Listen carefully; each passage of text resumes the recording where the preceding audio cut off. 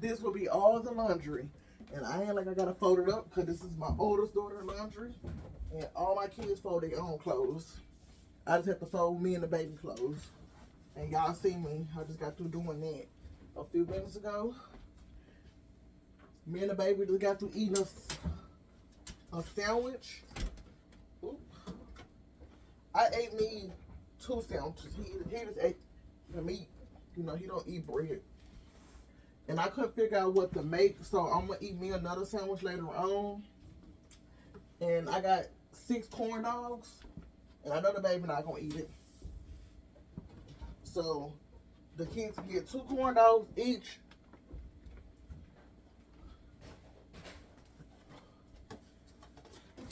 And then I will take out dinner for tomorrow. Also, I wanted to show y'all, like, my diagnosis. You know, I go to therapy. This is my, well, let me cover my name and Social Security number up. Well, my hand not long enough. I could just do this, but y'all really can't see it. But this is my diagnosis, which is schizoaffective disorder, depressive type, something with catatonia. I don't know. But it said currently in acute episode with catatonia. Obsessive compulsive disorder with good or fair insight, attention deficient hyperactivity disorder, which is ADHD. It's a combined presentation moderate, borderline personality disorder, and then they got body mass index. Yeah, BMI. And schizophrenia. That's how you say it, phrenia. But that's the same thing, I guess, it's schizoaffective disorder. And then when I went to the therapist, he said something about he think, like, I got PTSD, but we got to do some more. He got to ask me some more questions, but he said he think I suffer from it too, but I don't know. I take a lot of medication. I was intending to show y'all the medication list. I left it in the room.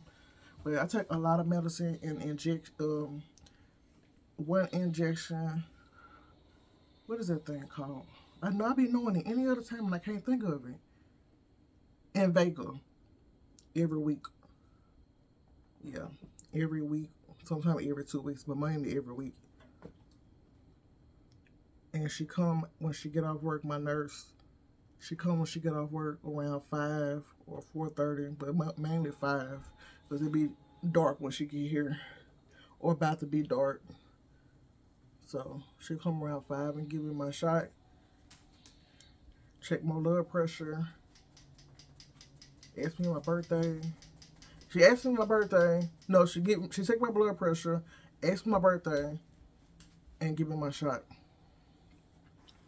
And that is every week. And it's called Invega. But yeah, I take a lot of medication. Sometimes I don't know if I'm coming or going. That's probably why I'm the way I am.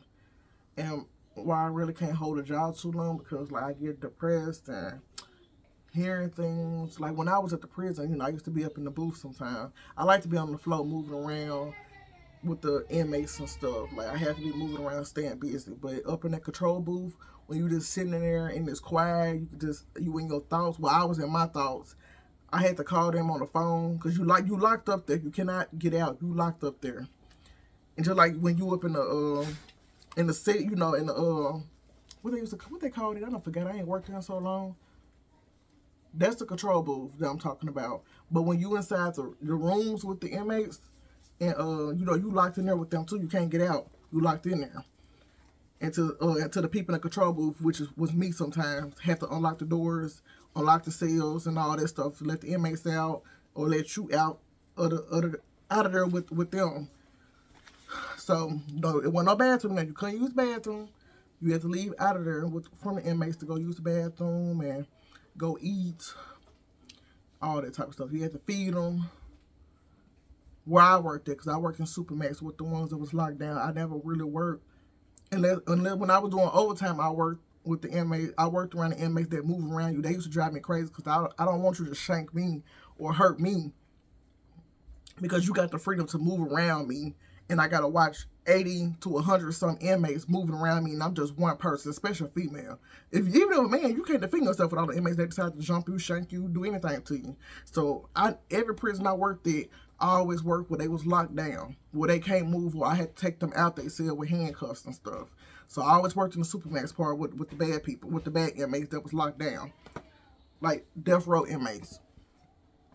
And when they put me in the control booth sometimes, and you had to take the log of what inmate came out, what officer took him out, and put him back in. What time nurse call, medication call, chow time. Chow time means when it's time for them to eat. But when you work at the prison, you just call it chow. So chow time, yard call when they go outside in the little gates, separate gates, locked up for like 30 minutes, sometimes to an hour, just to let them get some sun and fresh air. All type of stuff. Oh yeah, all type of stuff like library call, barber when the barber inmate come in to cut the other inmate's hair, cut the officer's hair sometimes, and all that stuff. And doctor call and all that when you had to take them to the infirmary to get their shots or blood pressure checked and their medications and stuff. But the doctors usually, where I worked at, the doctors usually come bring them their medications, and they had to take their own medications. But the ones that have to get other type of stuff like special care, like just like needles and stuff, they can't get the needles, so they have to go to the doctor, the infirmary, to get get their shots and stuff. We had to take them there. But when I was in that control booth, I had, like, my last time working there, and I never went back, which was in 2019. I had took my medicine. I had just got put on the medicine. I had just left Delta Counseling Therapy, and they had just put me on the medicine. I picked the medicine up. They told me to take the medicine. Man, I took that medicine. I went to work. I wasn't really sleepy, but I wasn't feeling myself. Like, I felt lightheaded, like I was just I didn't feel myself. I felt so suicidal. Like, I had all these thoughts. Like, when I was driving, I was like, man, I should just crash this car and kill myself or something. That's how I was feeling. Like, the thoughts wouldn't stop. And they got worse when I got in that control booth, when I just couldn't take it no more. And I really just wanted to be home with my kids. I just feel like I just kept having the thoughts like, somebody gonna kill me today. That's why I kept having them thoughts. And I knew I was only going to be in the control booth for the first half, and I did not want to go around the inmates, say something crazy, and they do something to me when I had to take them out or something, like, or I had to feed them and I let they trap down and they stab me in my chest, my stomach or something.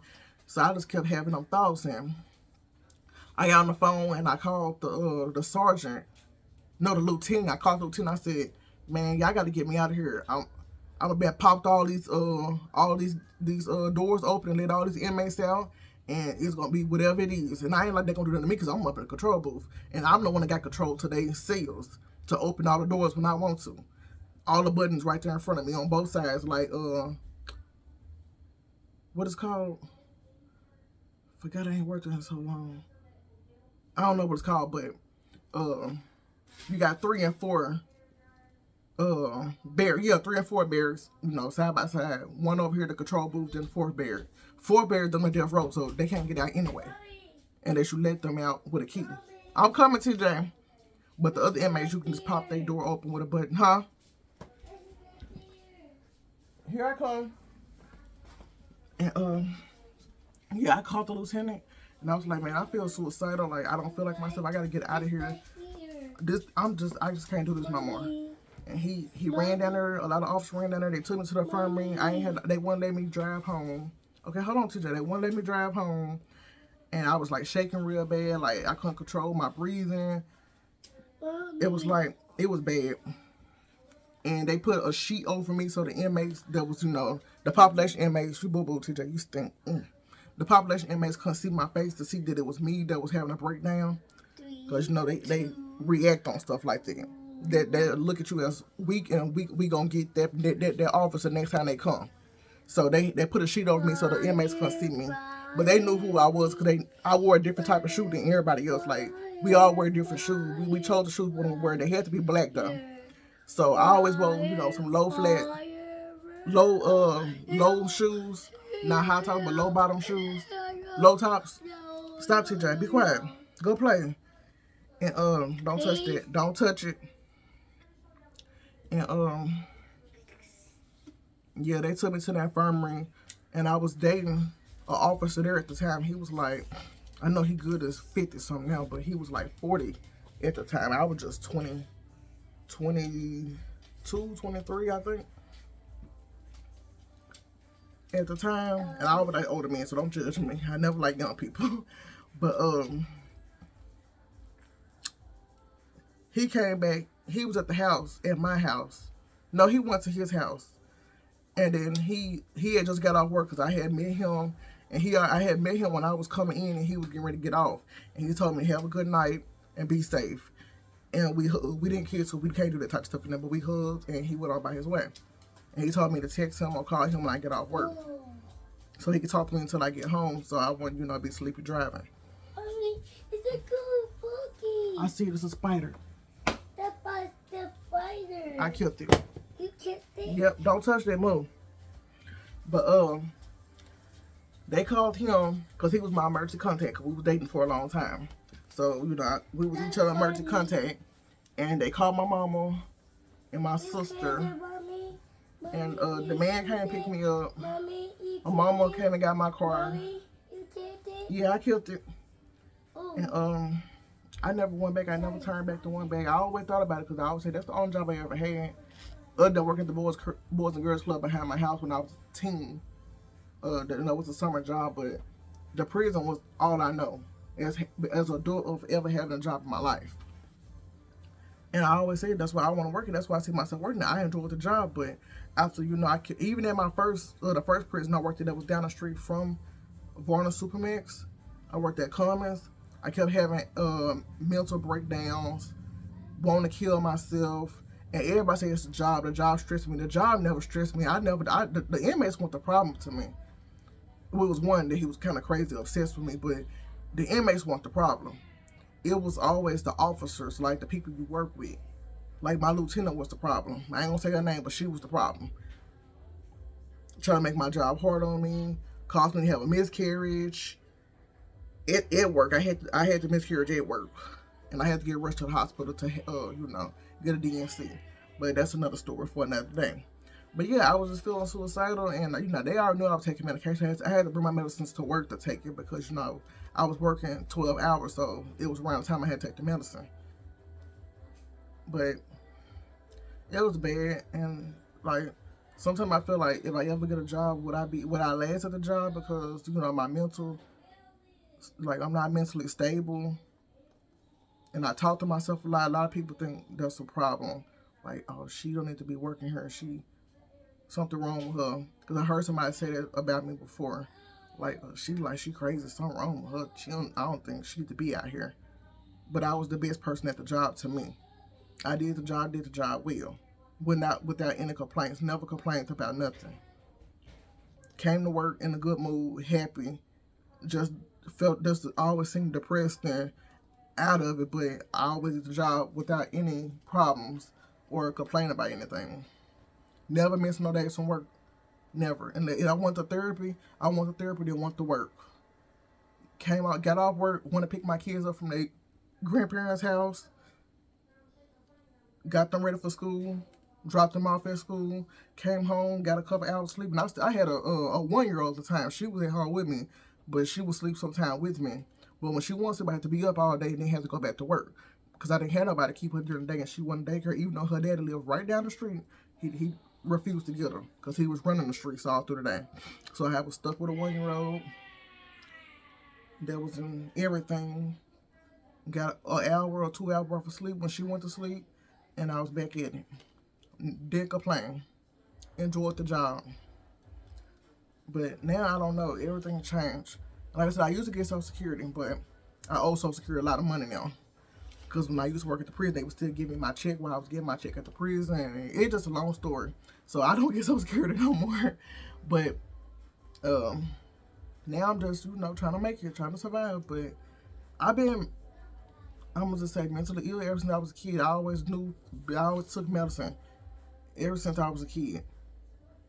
And my mom used to get a check off me when I was a kid because I was, it was bad. Like, it was real bad. I was just mentally unstable.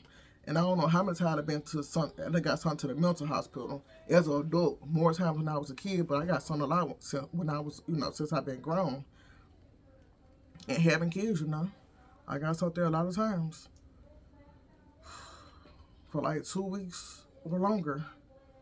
And then I came back perfect, like nothing ever happened. Sometimes, I don't know. I was just around people that was worse than me, some people that was like me, But I came back, got back on some stronger medication, better medication, and came back like nothing ever happened. But I don't want to go back to that place again. I can't. I don't think I'll make it if I have to go back to the mental hospital, be away from my kids. I got a dog at home. I got to take care of 2 animals. And then she inside dog. She could be outside until I get back too, though. But, I don't have that support system with somebody to take care of my kids and watch them while I get better. So I got to stay better to be better for them and myself. But that's what I want to tell y'all. I didn't want to bore y'all. I just, I told her I wanted me a job and I was looking for me a job. And I thought I found the job I wanted. But, yeah, I ain't making no excuse because I want to work regardless. I just want to make sure I'm mentally stable. And I know I'm not mentally stable. Because when I'm not recording on camera, even when I'm recording on camera, you will probably see me looking around. I always feel like somebody talking to me. Be nobody in the house but me and the baby or me and the kids, but they ain't talking to me. They ain't calling my name. I'm looking around, just looking around. Like, I'm always hearing voices. It be like that at night. I never really get no sleep. I can be so tired. I probably sleep an hour and I be up all through the night. That's why. But it's crazy because during the day, I can sleep during the day. And I don't understand it. But at night, I guess because everything getting quiet, everybody settling down, everything's settled. The house is quiet. So now I'm stuck in my thoughts. When I need to be asleep, that's when my mind really get to roaming. During the day, everything is moving again. Like life is starting over. That's how I look at it. So now I'm able to sleep and rest because, it's daylight. Life is, starting again. I don't know. I just be stuck in my thoughts. I can't figure me out. Like, I know I'm not normal. I feel normal sometimes. Like, you probably think I'm a normal person, but the things I be thinking, the thoughts that run through my mind, everything that run through my head, me talking to myself, the stuff I be saying, the things I be hearing, even though nobody's not, physically talking to me, but I feel like they are, I don't know. I just can't explain it. But I know I'm not the only person. I know somebody out there like me or dealing with the same problem. They're just too afraid to talk about it. The people think they probably think people think they crazy or, different. Yeah, we different. But we be the brightest ones even though we different because we just, I don't know, because we different. That's why. That's all I can say, because we different. But, yeah, I just want to tell y'all about that. I'd have been on here 18 minutes explaining it, but let me go. I'm about to upload this video and drink some water and sit down until the kids get out of school. What I wanted to add on to what I was saying was, like I said in one of my other videos, a couple videos ago, I don't know my purpose here because, me dealing with mental illness. I don't know my purpose here. I don't want to see you, TJ. I don't really know my purpose here, but I got kids and I know, I'm a good parent. I'm a good mother to my kids. So maybe that's my purpose, to be here, to do this. I don't know. I know I'm supposed to be doing more, but maybe that's my purpose. Stop. Maybe that's my purpose. They are my purpose. I don't know. Mommy, I want to see it. But, Mommy, no. I want to see it. Dealing with these illnesses, it has taken a toll on me since, being a little kid to being grown, being an adult. Like, I couldn't find myself, and I turned to men when I was younger,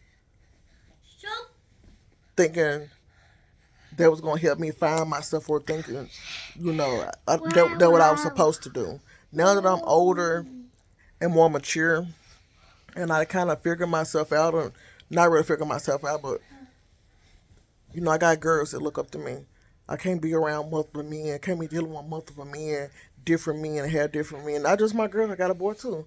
So I can't be doing that stuff around my kids. I got to be a role model to show them what they don't need to be like, or I want them to always say, my mom didn't do this when we was around us, or when we was kids. I want them to always have something good and positive to say about me instead of anything negative.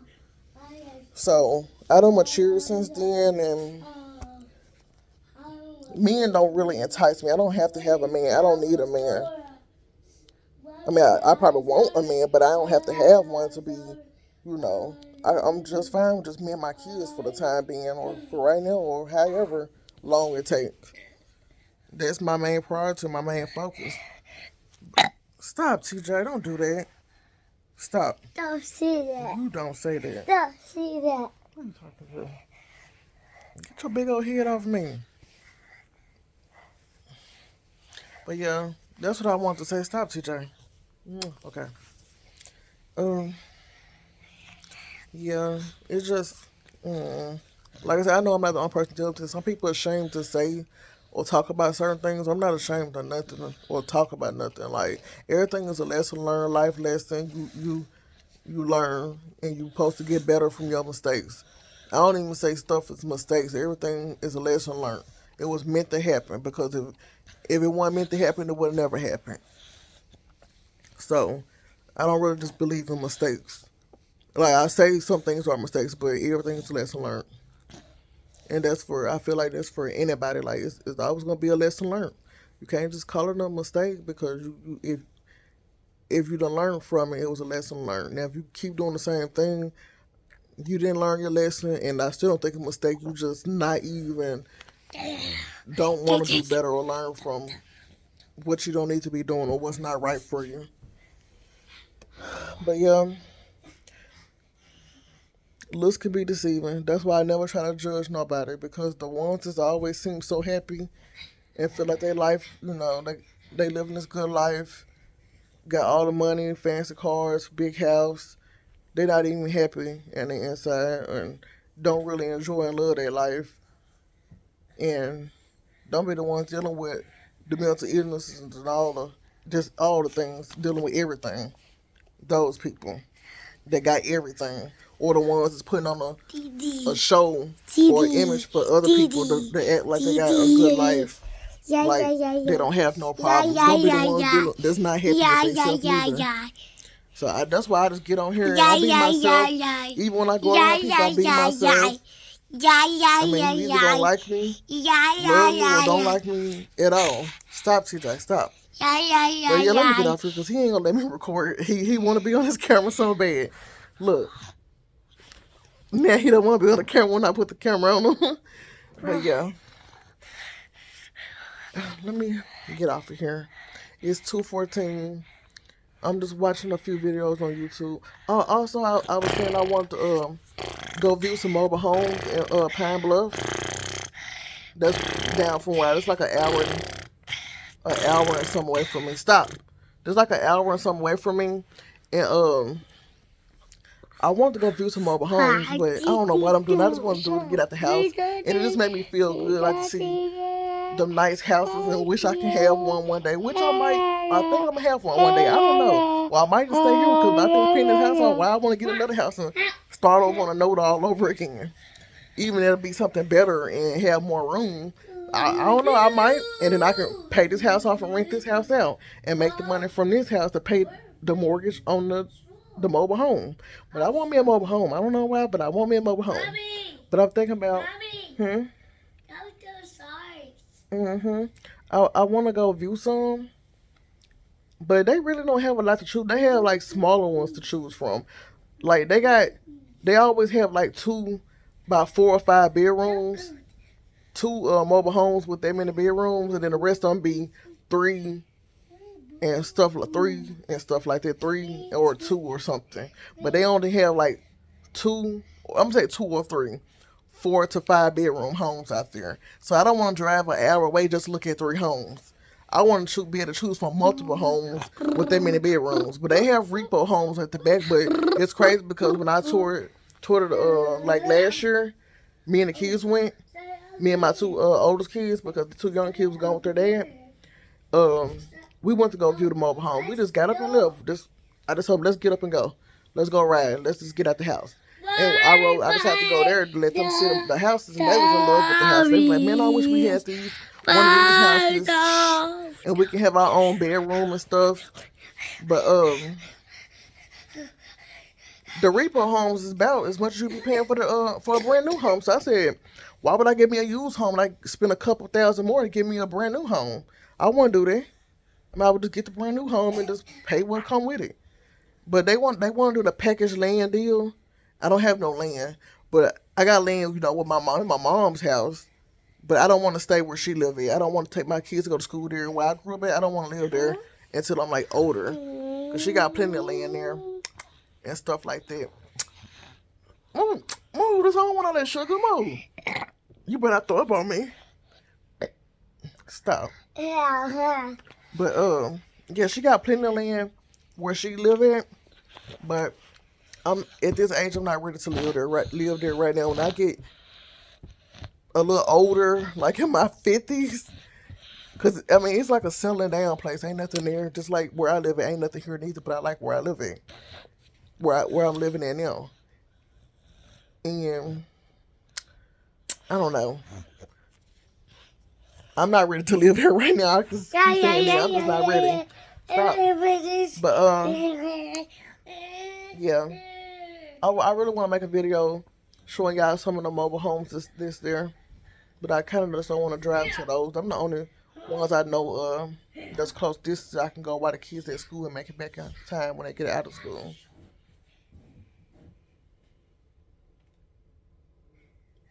But yeah, let me get off this camera with my son. He going crazy. They say, hey, TJ. Okay, y'all.